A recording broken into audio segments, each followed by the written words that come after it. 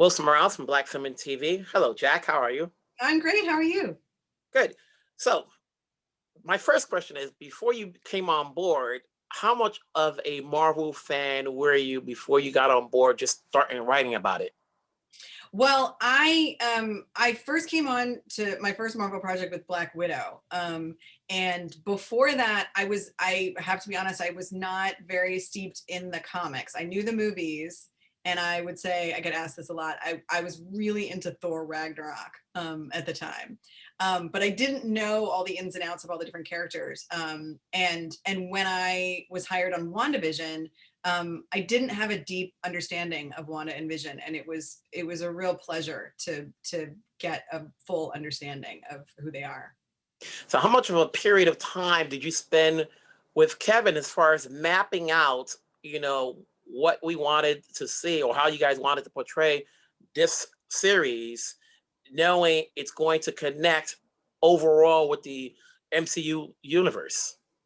Well, I that the work of the writers room was all of the mapping out of the show, and we had, I think we had something like 22 or 24 weeks in the writers room to map out the series, and we had like a lot of conversations with Kevin and check-ins, and I was sort of pitching it over and over again and fine-tuning it, and it's always part of those conversations about where the project is situated in the larger MCU. So I don't think there's a way for me to quantify the number of like conversations that we had. It was a lot. It was a lot of chatting. Mhm.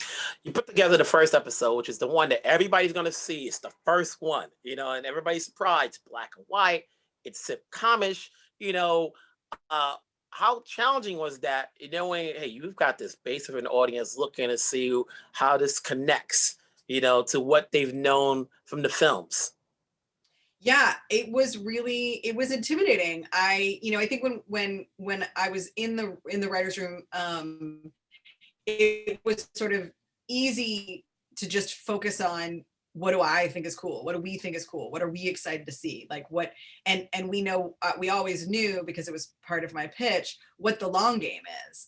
So it was easy to kind of be like, we're gonna confuse everybody. It's gonna be so great. But then, the closer we got to premiering the show, I did get nervous that maybe people wouldn't attach to it. But it's been very exciting to see that there is an appetite for it and people are interested.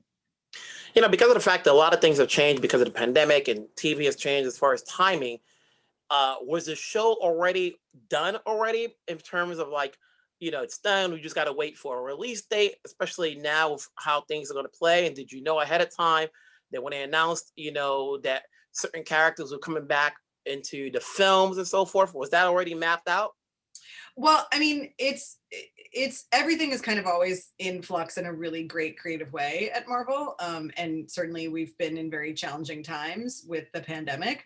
But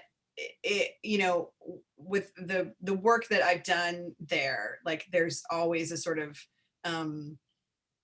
everybody's really good at sort of thinking on their feet and figuring out a way to make it all work. And so that's what we were all able to do on this show. Mhm. So what goes into being a showrunner? You've been a team player, now you're a team leader. you know, so now what goes into it when you're asked like, okay, we want you to run this series throughout it all. You'll write the first episode, the rest is as an overseer. Yeah, well, I mean, the real task the thing that I hadn't done before was running staffing and running a room. So I reached out to a lot of my colleagues to get advice on how best to do that, what my approach should be, and how does it work, because I hadn't spent very much time in a writer's room. And I was, one of the pieces of advice that I got that was really terrific was that I should hire people that inspire me. Mhm. And that's really what I did. And part of that was, I wanted different perspectives in the room and different types of people, the common denominator being everyone being respectful of each other, and everybody having this, like everyone getting the concept. Because I think that was the trick, is it was a very challenging concept for a show, and what I needed was people who believed in it and believed that we could do it and weren't afraid. They were excited about it, and so that's what I did. And it's sort of like it's actually a lot like making a movie where if you cast it well, like half your work is, or even like 90% of your work is done. Similar thing, if you staff your room well, like so much of the work is done because you have the right mix of brains and perspectives in the room to make the work sing. It's not connected, but knowing and seeing how fans have reacted to the episodes of The Mandalorian, which is totally not Marvel, but it's like with WandaVision, knowing that there's going to be a connection to the film, everybody is definitely going to look at every episode and go under a microscope to see what are the hidden gems and so forth. Did you guys throw that in there purposely because people are going to look for it, or just, how does that work? Well, so there's the larger mystery of the show. So there's a lot of sort of work that I think people sort of look at it and everything falls under the headline of Easter eggs, but it's the way things sort of connect. I think there's more to be discovered in that. And then as far as a lot of the sort of like production design gags and props and that kind of thing, I mean, all of the incredible department heads who were on this show all brought their own ideas and levels of sophistication and opportunities for Easter eggs. So the sort of the minutia of it sort of starts up here with the general ideas, and then it like trickles into all the different departments, and people get so creative. It's really fun. Did you have a hand in bringing in Emma to the series? I did.